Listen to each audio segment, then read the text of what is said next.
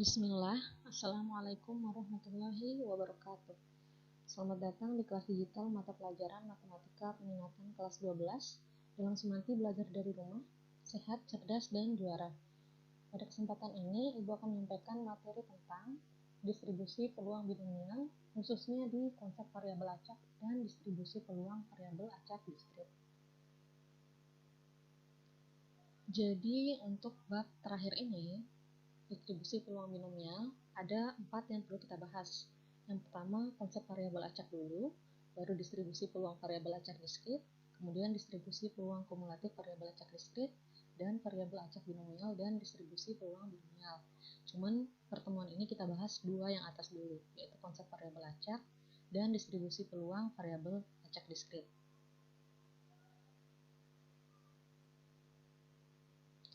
Nah, untuk konsep variabel acak, itu singkatnya variabel acak itu merupakan deskripsi numerik dari hasil percobaan.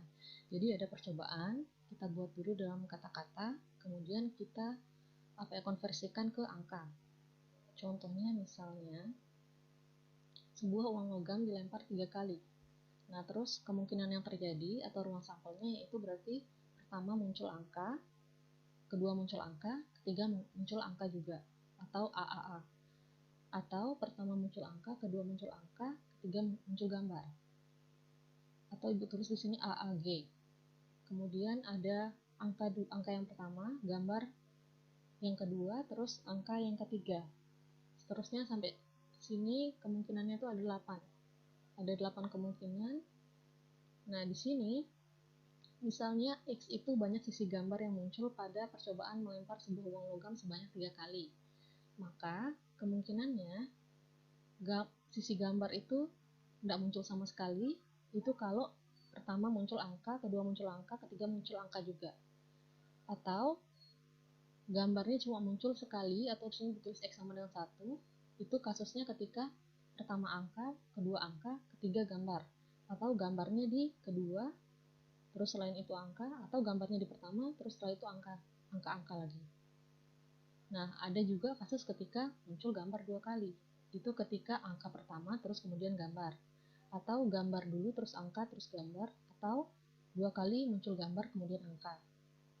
Nah, ada juga kasus ketika ketiga-tiganya itu gambar. Nah, kalau kita tulis, bisa kita tulis X itu nilainya bisa 0, bisa 1, bisa 2, bisa 3. Jadi banyak sisi gambar yang muncul tuh bisa tidak muncul sama sekali, bisa muncul 1, bisa muncul 2, atau bisa muncul 3. Nah, ini yang dinamakan variabel acak. X besar itu merupakan variabel acak. Jadi, variabel acak itu biasanya dinyatakan dengan huruf besar. Misalnya, X besar, Y besar, atau Z besar. Sedangkan nilai variabel acak dinyatakan dengan huruf kecil. Misalnya X, Y, dan Z. Jadi intinya variabel acak ini variabel yang diperoleh dari hasil percobaan yang dikonversikan ke dalam bentuk angka. Kenapa dia dibilang acak? Karena hasil percobaan ini kita belum tahu hasilnya itu apa. Jadi ada beberapa kemungkinan. Makanya di sini variabel acak atau random variable. Nah, dari kasus yang di atas itu, X besar itu merupakan variabel acaknya. Terus nilai-nilai variabel acaknya yaitu 0, 1, 2, sama 3 ini kita tulis biasanya pakai X kecil. Jadi tadi variabel acaknya dinyatakan dengan kapital, terus nilai-nilainya dinyatakan dengan huruf kecil. Kita langsung ke contoh soal supaya lebih ngerti. Ini contoh soal LKPD yang kemarin, Ibu ambil nomor 2 kayaknya, karena nomor 1 tadi sama kayak yang kita bahas di awal. Nah, pada pelemparan 2 buah dadu seimbang sebanyak 1 kali, didefinisikan variabel acak X adalah jumlah mata dadu yang muncul. Tentukan A. Nilai-nilai yang mungkin untuk X dan kejadian yang bersesuaian dengan masing-masing nilai tersebut. Yang B. Nilai peluang untuk masing-masing nilai X. Jadi langkah pertama, kita deskripsiin dulu pakai kata-kata. Jadi tadi X itu jumlah mata dadu yang muncul. Gitu kan? Nah, kemungkinan yang muncul itu karena ini 2 buah dadu, bisa aja muncul dadu pertama 1, dadu kedua 1 juga. Kalau dijumlahin berarti 2 kan? Karena dia mintanya jumlah mata dadu yang muncul. Terus bisa jadi di dadu pertama 1, di dadu kedua 2. Ini kalau kalau dijumlahin hasilnya 3. Atau bisa juga dadu pertama 1, dadu kedua 3, jumlahnya 4, sampai seterusnya. Yang terakhir itu yang paling besar, kalau di dadu pertama muncul 6, dadu kedua muncul 6, kalau dijumlahin hasilnya 12. Nah, jadi kalau kita tulis X-nya itu yang paling kecil 2. Itu muncul kalau dadu pertama itu 1, terus dadu kedua 1 juga. Jadi jika muncul 1 pada dadu pertama dan kedua. Atau ibu singkat di sini 1,1 ya. Ini maksudnya di dadu pertama 1, di dadu kedua 1. Nah, bisa muncul 3 juga.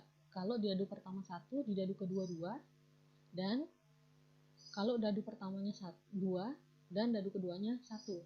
Jadi ada 2 kejadian ketika jumlahnya 3. Terus jumlahnya 4 itu kalau dadu pertama 1, dadu kedua 3, atau dadu pertama 3, dadu kedua 1, atau dua-duanya itu muncul 2. Ini kan kalau dijumlahin semuanya 4 kan. Begitu seterusnya sampai ini kurang sih. Harusnya X sama dengan 12 ada juga sebentar. Jadi ini ya. Jadi sampai misalnya untuk X yang 11 ketika muncul 5 di dadu pertama dan 6 di dadu kedua, atau 6 di dadu pertama, 5 di dadu kedua. Terus yang paling besar itu kalau kedua dadu itu muncul angka 6.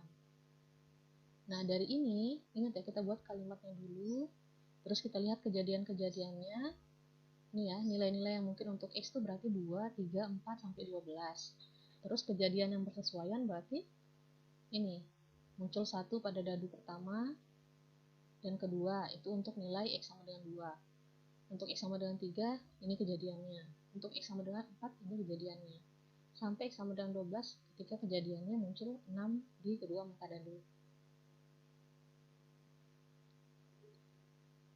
Nah, mudahnya kalau kita buat tabel begini lebih lebih mudah ngebuat peluangnya. Jadi tadi kan nilainya kita punya 2 sampai 12. Nah, ini kejadiannya, misalnya 2 ini kejadiannya kalau muncul 1 di dadu pertama, 1 di dadu kedua, atau ibu tulis 1-1. Terus 3 itu bakalan muncul kalau kejadiannya 1 di dadu pertama, 2 di dadu kedua, 2 di dadu pertama, sama 1 dadu kedua. Terus bisa nilainya 4 kalau 3 kasus ini. Nilainya 5 kalau kasusnya kayak gini. Sampai seterusnya nilainya 12 kalau kasusnya 6 di dadu pertama dan 6 di dadu kedua. Nah, ini jumlah kejadiannya tinggal kita jumlahin aja. Kasusnya itu kapan, ketika nilainya 2 itu kasusnya berapa kali gitu. Misalnya nilai X-nya 2 itu kan cuma sekali, berarti jumlah kejadiannya sekali. Nah, kalau nilainya 3, jumlah kejadian yang mungkin tuh yang ini aja, berarti 2. Untuk nilai X sama dengan 4, ada 3 kejadian. Sampai seterusnya nilainya 12 itu 1 kejadian juga. Nah, kalau kalian udah pelajarin peluang di matematika wajib, pasti tahu kan kalau kejadian di dadu dilempar 2 kali, atau satu dadu dilempar 2 kali, atau 2 dadu dilempar sekali itu sama, itu kejadian tuh jumlahnya 36. Jadi peluang kan kejadiannya dia dibagi ruang sampelnya kan. Jadi peluang untuk nilai 2, nilai yang pertama itu 1/36. Untuk nilai X sama dengan 3, peluangnya itu sebenarnya 2/36, tapi di sini peluang itu biasanya paling sederhana, sama-sama kita bagi 2 jadinya 1/18. Terus untuk X sama dengan 4, ada 3 kejadian, berarti peluangnya 3/36 atau 1/12. Untuk X sama dengan 5, ada 4 kejadian, berarti peluangnya 4/36 atau 1/9. Begitu seterusnya. Ini untuk yang 6 nggak bisa disederhanain ya. 5 bagi 36 tuh udah paling sederhana karena 5 ini bilangan prima. Jadi selesai sampai sini 5/36 aja. Begitu seterusnya sampai kejadian X sama dengan 12. Nah, kalau kita mau tulis ringkasnya, ini bisa kita tulis bagian nilai X sama peluangnya aja. Begini. Jadi boleh mendatar atau boleh menurun ya. Ini ibu tulis mendatar karena biar cukup di slide. Jadi untuk kolom pertama, baris pertama itu X sama dengan X kecil. Ini maksudnya nilai-nilai X-nya. Terus ini peluangnya. Peluang ketika ubah acaknya itu sama dengan berapa gitu.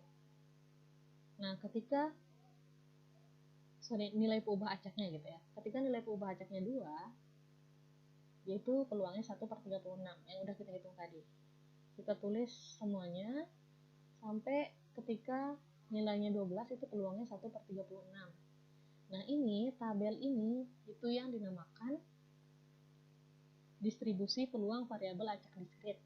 Jadi sebenarnya distribusi peluang variabel acak diskrit itu hanya suatu cara untuk menyajikan peluang untuk nilai-nilai variabel acak diskrit.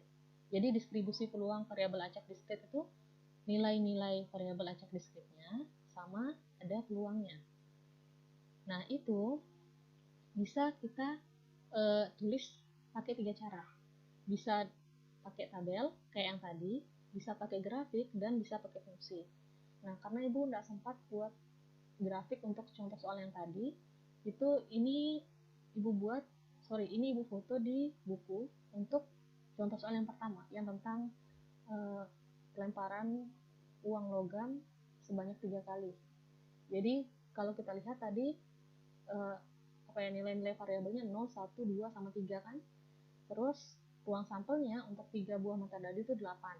Ini pasti udah dipelajarin di peluang di matematika wajib. Jadi ini kejadiannya 1 kan tadi ketika AAA kalau nggak salah. Jadi peluangnya 1/8. Terus ini AGA, GAA, sama AAG. Ketika gambarnya muncul 1 itu ada 3 kali kejadian, berarti peluangnya 3/8. Ini juga 3/8, ini 1/8. Jadi distribusi peluang variabel acak diskritnya itu seperti ini. Nah, ada juga yang dia pakai grafik atau diagram. Jadi untuk peubah acak 0, 1, 2, 3, untuk 0 dia 1/8, terus untuk 1 dia 3/8, untuk 2 3/8 juga, untuk 3 1/8. Sedangkan yang terakhir itu bisa berbentuk fungsi. Jadi dia itu peluangnya 1/8 untuk X sama dengan 0 dan X sama dengan 3 ya ini. 1/8 untuk X sama dengan 0 sama 3. Terus 3/8 untuk X sama dengan 1 atau X sama dengan 2. Nah, kalau nggak disebutin di sini X-nya berarti 0 untuk X yang lain. Nah, biasanya di fungsi itu emang selalu ada ini. Jadi untuk angka-angka yang nggak ada di sini tuh peluangnya 0.